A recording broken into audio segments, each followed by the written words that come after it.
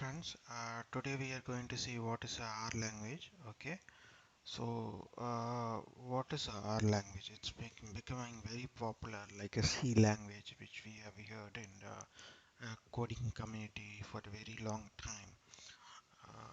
So similarly, now R language is getting that same kind of visibility and popularity. Okay, so what is R language?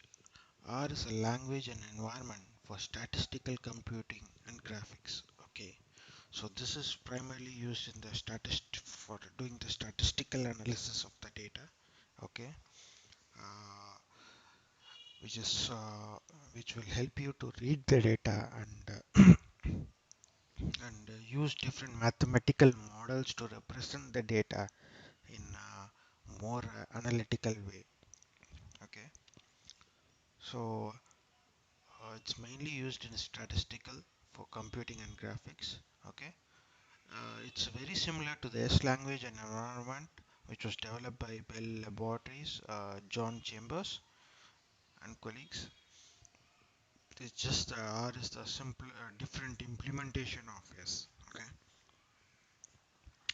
uh, so it's just like S language, which Bell Laboratory developed. So, so a lot of codes which are developed in S language works in R language uh, without any alteration. Okay. So earlier, before R was popular, S language was the primary language for statistical analysis. After R came into existence, R became the primary language for statistical analysis. One advantage of R is that it's open source, so people like to use R compared to S. Okay. R provides a wide variety of statistical, linear, non-linear modeling, classical statistical test, time series analysis, classification, clustering, etc. and graphical techniques, and it's highly extensible. Okay, that's one of the greatest strength of R. It's highly extensible and it's able to provide any kind of data into different graphical illustrations and techniques. Okay, it can give in a time series analysis or a any of the classical statistical model. All those things are available in R. Okay. Also, one of the R strength is ease with which the well-defined publication quality plots can be produced. Okay, so you push data from text file, CSV file, another database, whatever it is, you can push it into the R, and R can consume all those data from different data source.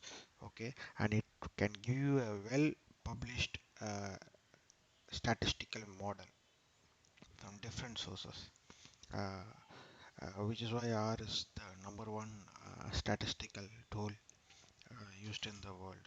Okay, it can even help you build the mathematical symbols and formulas when needed, which is a beautiful feature with R. So this is the R language usage.